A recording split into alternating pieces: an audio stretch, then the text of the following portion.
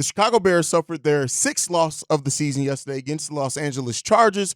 And we're going to talk about my takeaways from the game, who stood out good and bad. We're going to get into all that and more right after this. You are now tuned in to Chicago Bears Central, your number one place for all Chicago Bears news and content. What's going on, Bears fans? Welcome to another episode of Chicago Bears Central, your number one spot for everything Chicago Bears related. I'm the host here, Haize. Make sure you guys are following the channel at Chi Bears Central on every social media platform we happen to be on. With that being said, let's go ahead and get into the content. And yeah, man, I don't even know what to say anymore when it comes to the Chicago Bears, right? One thing is certain is that the quarterback issue, the QB controversy that people try to drum up, there's not one there. You know why there's not one there? This isn't even about Tyson Bagent or Justin Fields. It's because the coaching staff is absolutely inept at doing anything positive, right? You cannot evaluate a quarterback under these circumstances of anything, right? The Bears don't necessarily have a QB problem yet. You know what problem we do have? One thing that's evident is we have a coaching problem. The Chicago Bears game plan, scheme, whatever you want to call it, was completely awful yesterday. It is completely awful, right? So yeah, penalties went the wrong way for the Chicago Bears. Sure, we had two plays that probably should have been touchdowns, and a drop by Velus Jones, and then a terrible play call by the officials where they waved down Darnell Mooney where he should have been able to continue and go for a touchdown than what he should have been. But what's more evident than anything right now is that this coaching staff needs to, deserves, and has to be fired, because that is the biggest problem. Not quarterback, not anything. You know what's crazy? This is a game where the Chicago Bears should have ran more schemes. That screens, I should say. That's what should have been here, right? And that really does work against what this Los Angeles Chargers defense has been, right? When you look at the ability or inability for them to defend the pass, right? This should have been an opportunity where the Chicago Bears absolutely lit it up. But instead, we just ran it up the middle, right? At the end, we should have used zone rushing. We should have did more screens with our wide receivers, running backs, and tight ends. We should have did more. How can you run screen plays to start off this season almost ad nauseum, but yet in a time where a game plan where the screenplay should have been called? It is what the Chargers have been the worst team in the NFL at stopping screenplays this whole entire season. And you couldn't even do that when that was something that we were trying to get you to stop doing at one point in time. Luke Getsy is terrible. The coaching staff here in general is terrible. That's not to say that there are absolutely issues still with the players, and we'll talk about that when we go over some of the players that stood out both good and bad in this game. But one thing remains to be evident and true with the Chicago Bears franchise. This coaching staff sucks. And Ryan Poles really has to do something considerable with the roster, with the coaching staff, because I tell you what, while I'm not saying that Ryan Poles' job should be in jeopardy right now, I'm not saying that, but guess what? It could start to be that as long as this franchise continues to look inept. And that's what it is right now. We do not. The people really let that one win confuse them, right? It is what it is. The team's having similar time of possessions when it comes down to it, but the Chargers completed 53% of their third down.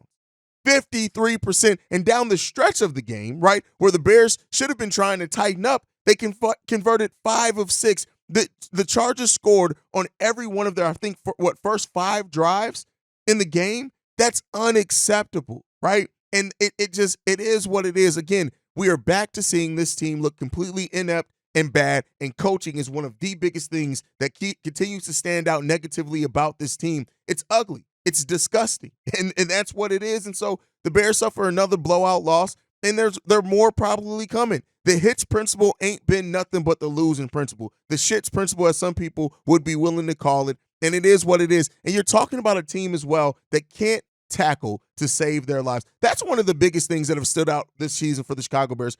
How can you have people who have made it to the professional level, right? At the NFL level, they are making millions of dollars, and I'm not trying to count anybody else's pockets, but you can't tackle to save your life. It's tough, man. Listen, Tyreek Stevenson couldn't tackle at some point in time that would have stopped a touchdown. This is just when you have a defensive-minded head coach and this is what you're getting. I'm sorry. The biggest loser in yesterday's game is Matt Eberflus and the coaching staff yet again. They are the biggest losers in that game because they just can't do it. They can't do it. right? There's been nothing to show that this team is going to consistently do anything positively other than struggle. That's where the Chicago Bears sit right now. And so the thing in it, the biggest evident thing in the Matt Eberflus era of the Chicago Bears is losing. I can't even talk proper English. That's how pissed off they got me. We haven't won a back-to-back games since Matt Eberflus took over this team. And that is something that is just not going to cut it. And we continue to look completely inept and terrible. And so, and as far as players that look bad, and we'll start off with the bad, we'll end with some of the good, because that way we can talk about some type of positivity in this game. Velus Jones, at this point, Velus got to go. And in the point that I said it, and I said it on the post-game show yesterday, is this. It's simply just the fact that Velus has not shown any ability to be a wide receiver at the NFL level. He has not. Dropsy Jones is Dropsy Jones. He is who we thought he was after the first couple of games of his rookie year. And while he has shown more flashes recently of actually being a positive in the special teams, here's what I'm going to say to that. You can find special teams players in every single draft that can probably contribute more. The times that we've seen Velus Jones look the best is when he's either been used in trick plays in the running game or he's been on the special teams, and we can find better players than that every single year. At this point, I'm ready to say it. I've been hesitant. I've been saying I know he's only in his second year, but Velus is a bust. That's it. Velus Jones is a bust, and him and Chase Claypool and N'Keal Harry have been the most terrible decisions you can make at a wide receiver position that I think any GM can make. And so, listen, I'm sorry. I get it, but Velus is absolutely terrible, and he doesn't, at this point, just get him off the field. I don't care. I don't give a damn who you're putting out there. You can bring Brandon Marshall back right now. He can probably play better than Velus Jones. It's bad, and he stood out as something terrible. And another player that's equally terrible on that offense is just bad, Cody Whitehair. Cody Whitehair is another player that has to go. I don't care if you're playing him at guard, you're playing him at center. At the end of the day, he has not been productive at either position that you can play. And we could talk all day long about how he looked at this position at one point in time, how he looked at the other position at one point in time. You know what's one thing that's evident with Cody Whitehair? He sucks. That's one thing that's evident, and he has to stop, right? And you look at it, right? Cody Whitehair got completely and absolutely blasted by Joey Bosa. He's not even the best Bosa brother. Right? And he sacked Bajan early on because he just ran past Cody Whitehair, who was playing pity patter and patty cake out there and didn't do a goddamn thing.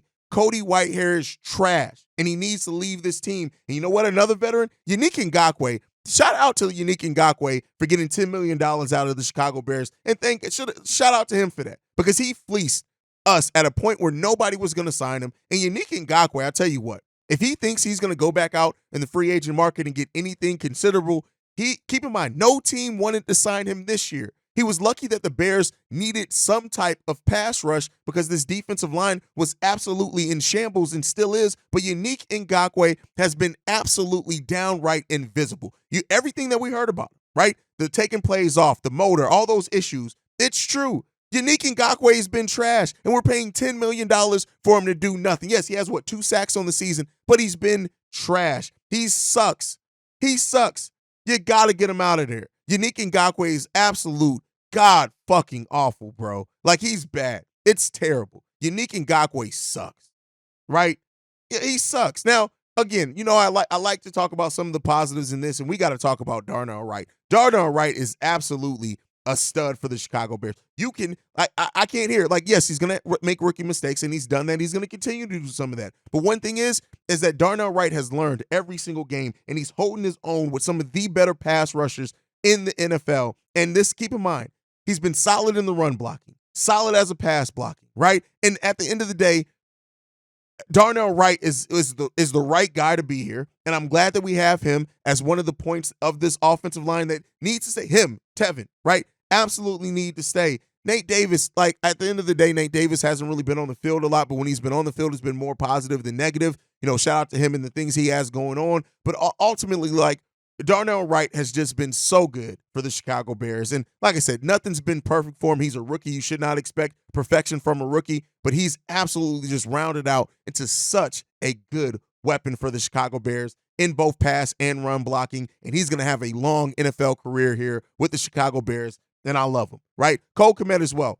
being very reliable, in yesterday's game. 10 targets, 10 catches, 79 yards, right? And he played pretty well as a blocker. I think he was the blocker on Darrington Evans' touchdown run in the first half. So listen, Cole Kmet had a well-rounded game so far. And it is what it is. And so he would have also had a touchdown. The penalties as well. Like, we just gotta the penalties has been crazy, and they stopped the forward progress, but Cole Kmet would have probably had a touchdown in that. It was good to see Cole Kmet really bounce back. He talked about how he was supposed to have a big night in the last game, but the Bears were so successful on the run, he didn't really get a lot of opportunities there. But 10 targets, 10 catches, it's hard to look down negatively upon that. And I think that he played extremely well in what he was able to, what he was asked to do in yesterday's game. And again, Cole Kmet, the White Rhino, as we've named him here, I really do like him, and I think with a better overall offensive scheme and offensive-minded head coach, we'd see a lot better out of him. Now, again, that doesn't mean take away from anything that we've seen from him. One thing that we've seen from him as well, he got to stop being taken down by little cornerbacks. Now, that didn't happen so much in this game, but I'm just saying in general things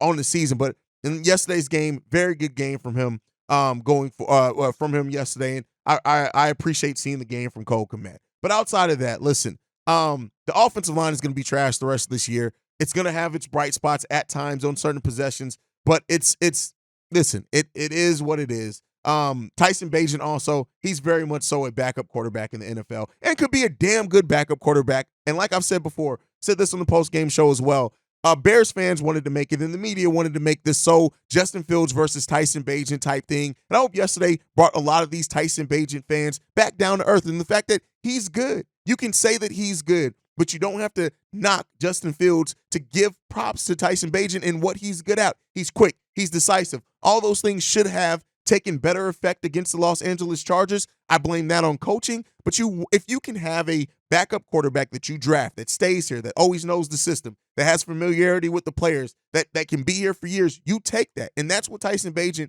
is probably going to end up being. But those Brock Purdy comparisons, all that, I hope that people start simmering down on that. Now, as we know, it's the social media age. People are so big on narratives, and being able to just say something is probably not going to stop in reality, but it probably should. But Tyson Bagent is a damn good backup quarterback, and he can be a damn good manager. And like I said, he's not supported well by this coaching staff that is absolutely inept in anything. And so on top of that, the defensive line,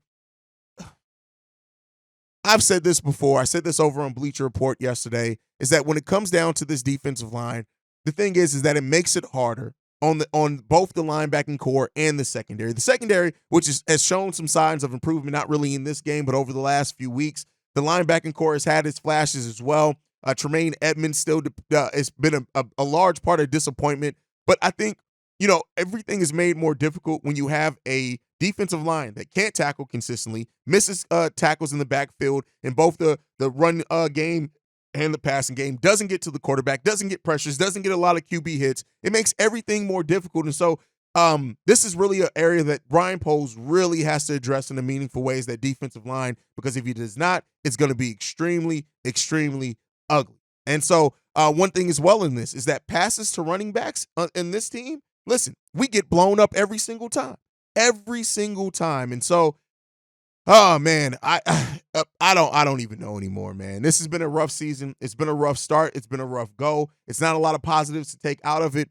Some of the young players showing some flashes of them being around for a long time, but we got to make some tough decisions. And Ryan Poles really has to dig in and ask himself, what is this team that he is trying to build? What does he want this team to be? And does he have the right coaching to do it? And I would say no, that we don't. So at the end of the day, I get it. I hear the Chase Young rumors. I hear all these things. But until we have better coaching, there's no one move or a series of moves that's going to necessarily help it when coaching is so inept as what it is for the Chicago Bears franchise. So it is what it is, man. We'll see what happens. The trade deadline is tomorrow. We'll see if the Bears do get interested and maybe make a move that we don't necessarily see. There's been a lot of, Mike Florio over with NBC Sports recently said that there's a lot of rumors linking the Chicago Bears to Chase Young. So we'll end up seeing if that turns into anything. We'll watch it. If anything breaks, we'll break an episode. You'll get an emergency episode when news breaks.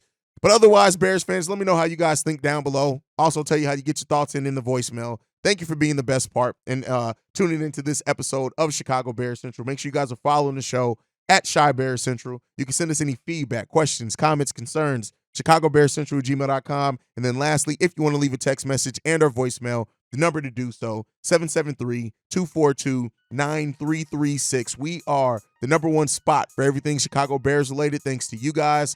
And like I like to end every episode on, Chi-Town up, but bear down. Love you guys. Peace, y'all. This has been a presentation of the Break Media.